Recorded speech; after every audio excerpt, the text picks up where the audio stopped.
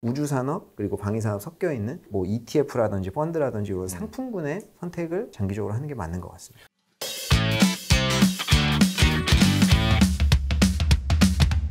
투자자 입장에서 봤을 때 한국 업체들, 그러니까 한국 방위산업 관련주들이나 방산주나 아니면 뭐 우주항공 관련주들이 있으니까 이쪽에 수혜가 간다니까 여기에 투자를 할까?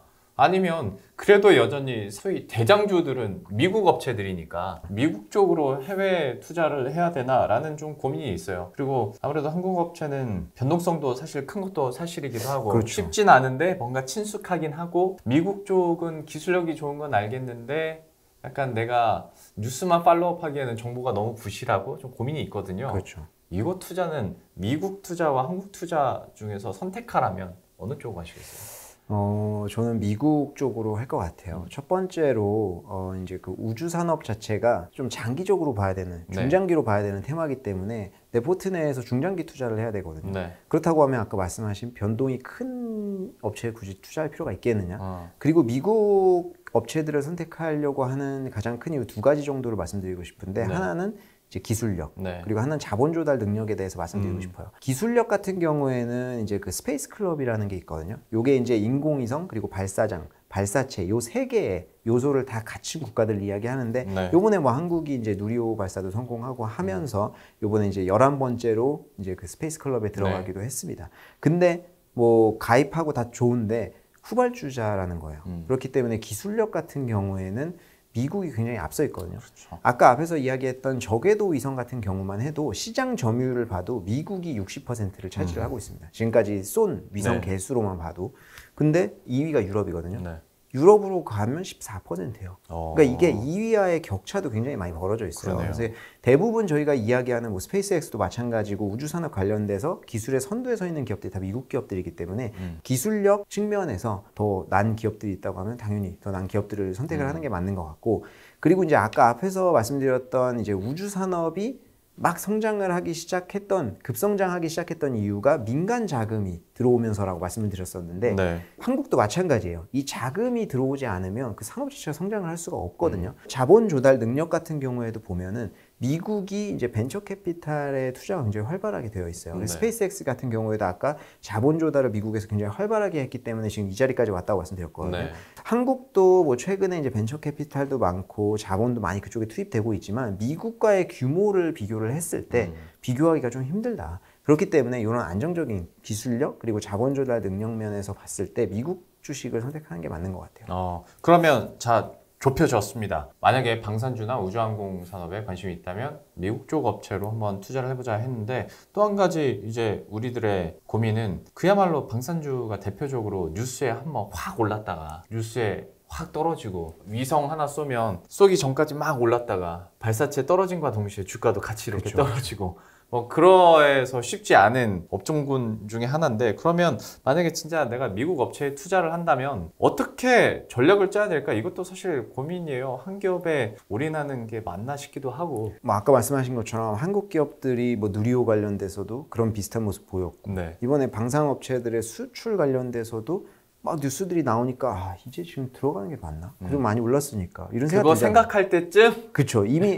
내가 들어간다고 하면은 또 떨어지고 이런 상황들 있잖아요. 근데 미국도 그 요번에 이제 러시아 그 사태가 발생을 하면서 관련주들이 많이 오르긴 했었어요. 근데 그 이후에 뭐 단 하나의 어떤 이유는 아니지만 뭐 그 이후에 금리 인상 이슈도 있었고 경기 침체에 대한 우려도 있고 여러 가지 이슈들이 복합적으로 작용을 했지만, 뭐 대표적으로 로키드 마틴만 봐도 좀 많이 올랐다가 조정을 많이 좀 받아 있는 상황이긴 합니다. 지금 좀 올라오긴 했지만. 그래서 개별 종목으로 투자를 하는 게 이런 변동성 측면에서 노출되는 것들이 첫 번째가 있고요. 두 번째는 투자를 할 때 내가 어느 부분에 투자하느냐는 명확히 알고 있어야 되잖아요. 근데 본인이 나는 우주산업에 투자를 하고 싶어 라고 하고 그냥 로키드 마틴을 선택한다는 것은 좀 어폐가 있다. 왜냐하면 로키드 마틴의 매출비 중에서 얘네도 위성 관련된 거, 우주산업 관련된 것들 하지만 매출비 중 10%가 안 돼요. 그러니까 10% 내외거든요. 그러니까 거의 전체 매출은 뭐 전투기 판매라든지 국방산업에서 발생하는 상황에서 나는 우주산업 매출 10% 정도 되는 우주산업만 보고 로키드 마틴을 선택하겠다라고 하는 것은 어폐가 있죠. 왜냐하면 이게 왜 문제가 있냐면 나중에 나는 우주산업으로 로키드 마틴을 선택했어 라고 하고 계속 우주산업 관련 뉴스를 팔로우업을 해요.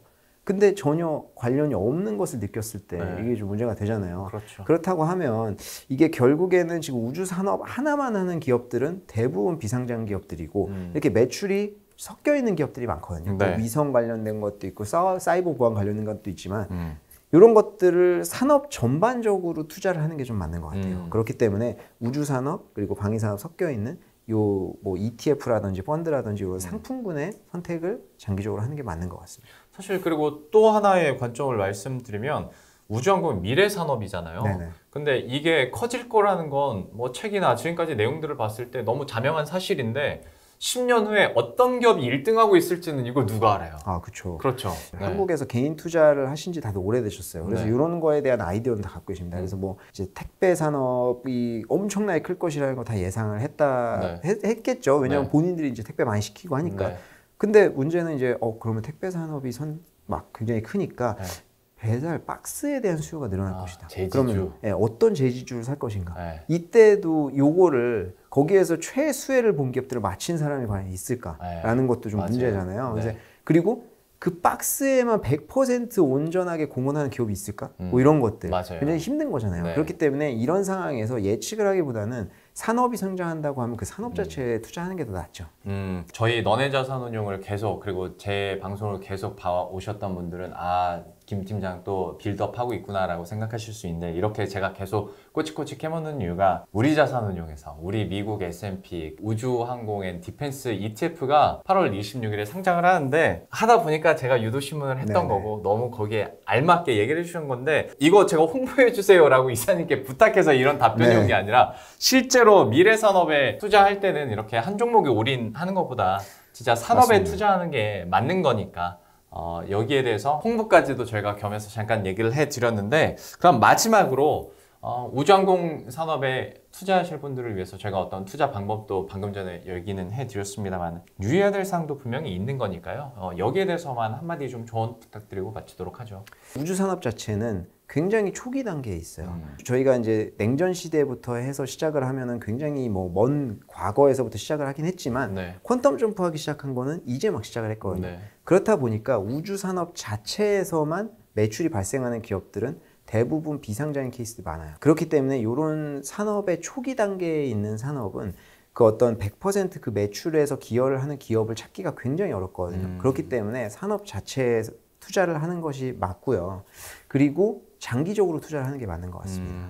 그리고 이제 투자 시기에 대해서 좀 말씀드리고 싶은데 이게 저희가 이제 금리 인상, 뭐 경기 침체, 인플레이션 뭐 여러 가지가 겹치면서 작년 하반기부터 증시가 많이 안 좋았어요. 그리고 특히 성장주들은 많이 꺾였고 특히 이제 성장주들 많이 꺾였어요. 그래서 이제 아크자산에서도 우주 관련된 ETF가 나왔었는데 그게 이제 상장한 이후에 제가 알기로 지금 25% 정도 하락을 해 있는 상황이거든요. 네. 그렇기 때문에 밸류에이션적인 측면에서도 지금 거품이 많이 빠져 있는 상황이에요. 그래서 지금 들어가기에도 제가 봤을 때 좀 적절한 것 같다. 그리고 앞에서 이제 장기적으로 투자를 말씀드렸는데 이 장기 투자의 핵심이라고 하는 게 세금을 좀 생각해 볼 수가 있어요. 세금이요? 네, 왜냐하면 이제 뭐 분배금에 대해서는 원천 징수를 하기도 하고요. 네. 이제 뭐 그 차익 같은 뭐 또 세금 같은 것들이 그렇죠. 발생을 하잖아요. 네. 그렇기 때문에 장기 투자를 하기에 굉장히 용이한 게 이제 그 연금 계좌에서 투자를 하기가 용이하거든요. 근데 이제 상품 출시하시는 거를 한국에 출시하신다고 했잖아요. 네. 그럼 외국에 있는 ETF는 연금 계좌에 못 넣어요. 네. 그래서 저 같은 경우에도 개인적으로 연금 계좌는 이 한국에 상장된 ETF를 활용을 하거든요. 네. 그래서 우주 산업 관련된 ETF를 장기적으로 투자를 생각하신다고 하면 제가 개인적으로 생각할 때는 지금 시기도 적절하고 연금 계좌에서 투자하기가 좀 좋은 것 같다. 공제도 받을 수 있고. 그렇죠. 그래서 저는 좀 그런 식으로 접근을 하면 어떨까 하는 생각이 드네요. 기가 막힌 정답을.